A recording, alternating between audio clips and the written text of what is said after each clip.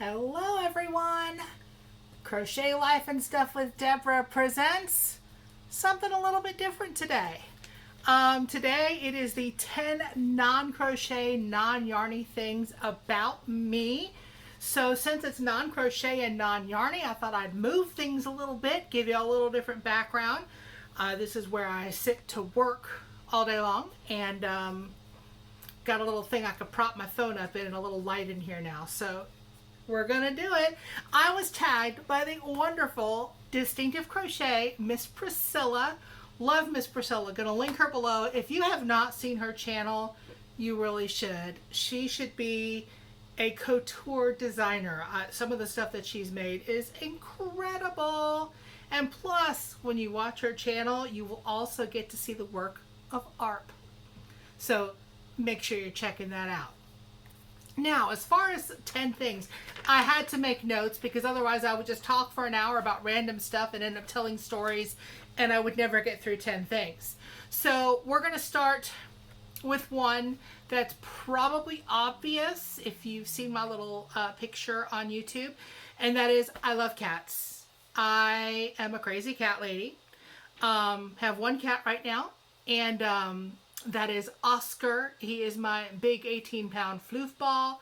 He's totally sweet, and I'm surprised he's not in here. He hears me talking probably. He must be napping somewhere right now, because otherwise he would be in here thinking I was on a conference call, because if I'm on a conference call, he thinks he has to supervise. Really. Number 2. These are in no real particular order. Number 2, I am big. I'm tall. I'm nearly 6 foot tall if I actually stand up straight. And that's without shoes. Speaking of shoes, part of that big thing is I wear giant shoes. Some people call them clown shoes. If you call them clown shoes to me, I'm likely to shove one of them somewhere where the sun doesn't shine. I wear a size 13, American in women's. In men's shoes, that translates to about an 11-ish. So a lot of times with sneakers and like boots like you would use for hiking and stuff like that, I just go ahead and get the men's stuff because it's just easier. There's only a few places you can buy shoes that big for women unless you want to pay a boatload of money, and I don't have a boatload of money. Okay? Also, I'm old. Okay. I'm 50. I'll be 51 this year. I totally own it. But when I think about it, I'm like, wait a minute. How did this even happen? Because 10 years ago was 1990, wasn't it? Yeah, maybe not. But that's kind of what I think. And I forget that I'm my age, because part of that might be because, well, I'm just a little immature about a lot of things, I guess. Part of it might be I never had kids, and all of my friends are becoming grandparents now, which really freaks me out because they're my age. Whoa. Some of the things that I used to do in life might surprise you. I used to do radio. Very small town. Little town called Murphy, North Carolina. I was on the radio for about 7.5 years. Terribly shy when I started, believe it or not. But I always had an interest in radio. It always fascinated me. And I was talking to one of the DJs on the phone one night, and they were looking for people. Like I said, small town. You can call in and talk to people. It's not like, trying to call a big city. And he was saying, yeah, he said, they're actually looking for people. You should come and apply and see if you can do it. I'm like, okay. So I went there, and the boss hands me some news, because a lot of what we did as far as talking was just reading news. It was a soft rock station. Actually, it was 3 radio stations that you controlled all at once sometimes. But yeah, he handed me some news, and he said, read it cold. Okay. Reading out loud is something I was always very good at. When I was in school, I would figure out who was coming, and I'd made sure that I had my part perfect. So I was pretty good at it. I read. I didn't have an accent. I wasn't a smoker, and that was a big thing for him, which I'm not a smoker. And I could read and sound things out without freaking out, because this was a time when Yevgeny Kafelnikov was in the news, and we had sports people like Tishimunga Biakapatuka. Yeah, sound that one out, okay? I'm also strong, and this kind of goes along with the big and tall thing. The first day I met my now husband, I picked up an air conditioner and put it in for him. I just picked it up out of the back of his car. He was like, it was in the back of his car apparently for a couple of days, and he couldn't figure out how to get it in there. He had some injuries, and he is partially paralyzed. So he couldn't figure out how to get it installed. And I'm like, well, here. And I just, carried it up there. And he was like, he figured I was kind of good to keep around. Kind of handy, Yeah, I still pick up big things sometimes. Not as strong as I used to be, but I'm no shrinking violet, As far as being big and stuff, that also translates into I love food. I love cooking food. I love eating food. I love trying all the different things. I have hundreds, literally hundreds, maybe even venturing into thousands of cookbooks.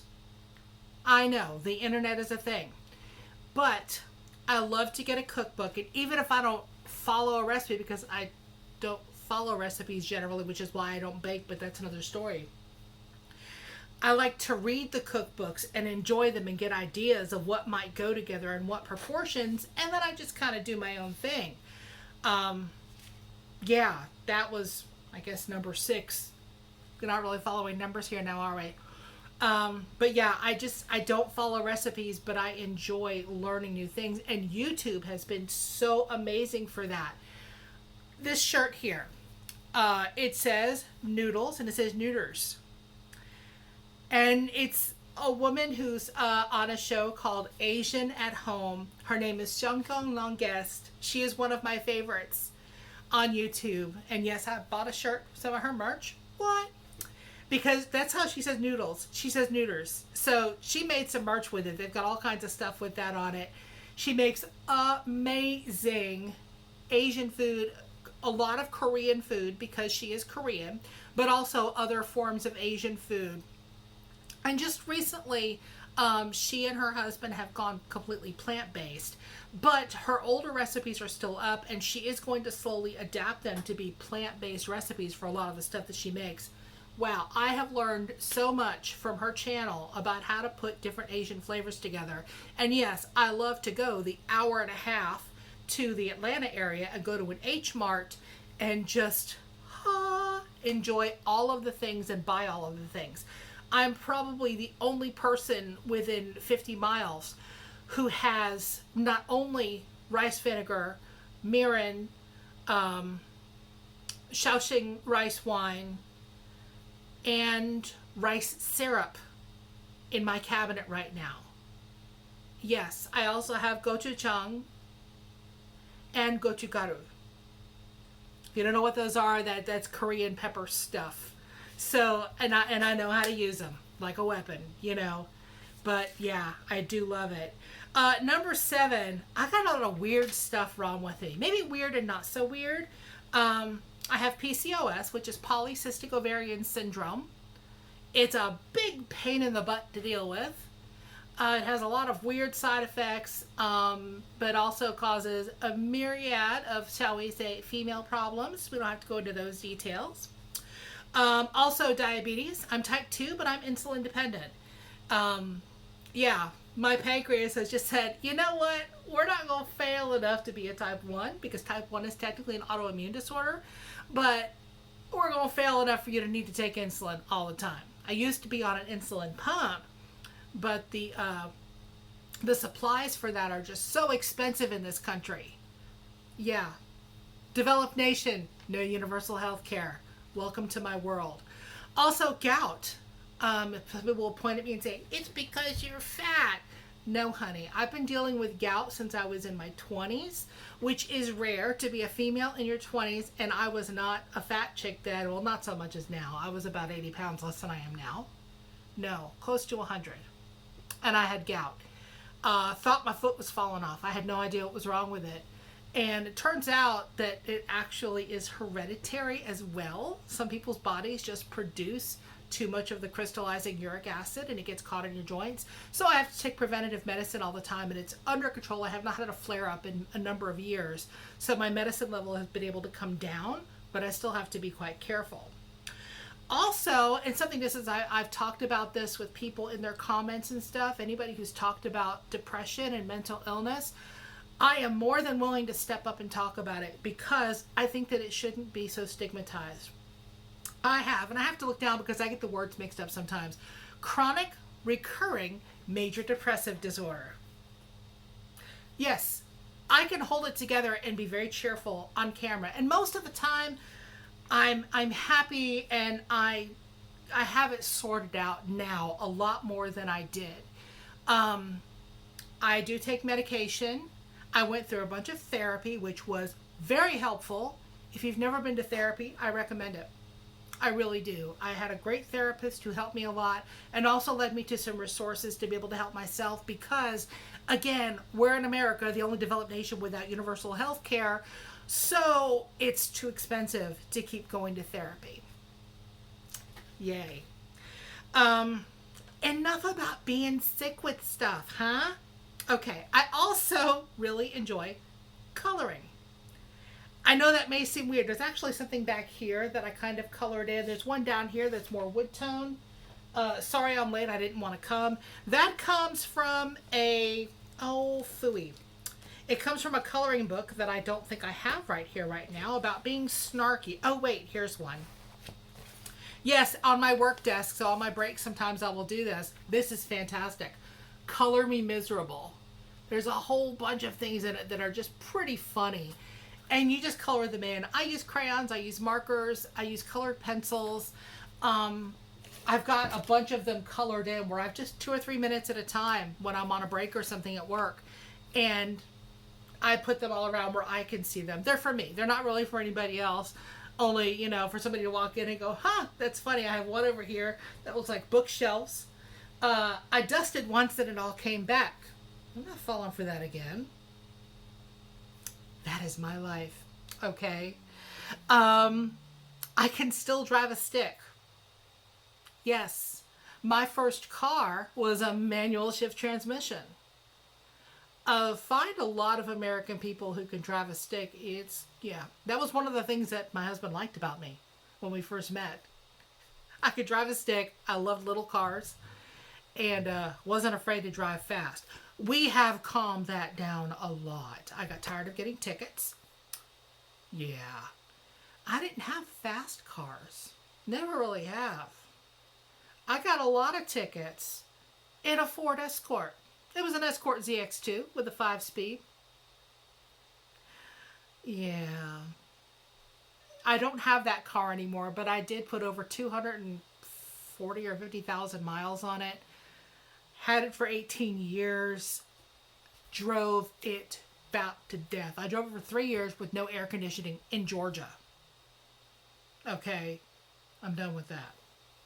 But I do kind of miss that car sometimes because it was fun. And finally, number 10. That was number 9. I wasn't giving numbers because, why follow rules? Number 10, I don't have a passport. Which I know is strange for any of my folks listening from other places around the world besides the U.S. Not that rare in the U.S. to not have a passport. There are many Americans who never leave the country. I've never left the country. I've never been all the way across the United States. I've now been as far west as New Mexico. Loved it, by the way. Oh gosh. Drove out there several years ago and it was great. But I would like to get a passport. I would like to travel. I would like to basically eat my way around the world. All of the different cuisines from all of the places. I want to try everything. Yeah, I'm not a picky eater. because I will try just about anything. Yes, I have eaten bugs. Okay. If I know that it's prepared by someone who knows what they're doing and they're eating some too, tell me how to eat it, kind of tell me what to expect. All right. It's all good. Anyway, this has been fun. I've enjoyed watching other people's tags with this, with, the 10 non-yarny things about me. And I appreciate Miss Pricilla tagging me in this. And I'm going to go ahead and tag some folks as well. First tag, Lisa, LadybirD Loves. I want to hear 10 non-yarny things about you. Also, David Browning. Yes, the bearded yarn dude himself. I already know he's an interesting dude. I'd like to hear 10 non-yarny things about you as well. And let's have one more person to tag. Always a tough one, because I want to hear from everybody. Basically, if I haven't tagged you and nobody's tagged you yet, do this thing. Give me 10 things. All right? How about Miss Setta from Setta's Place? 10 non-yarny things about you, Miss Setta. Love y'all. Thank you for stopping in. If you're new here, please hit the subscribe button. Come back and see me again. And I'll be back soon with something else. Take care, y'all. Be safe.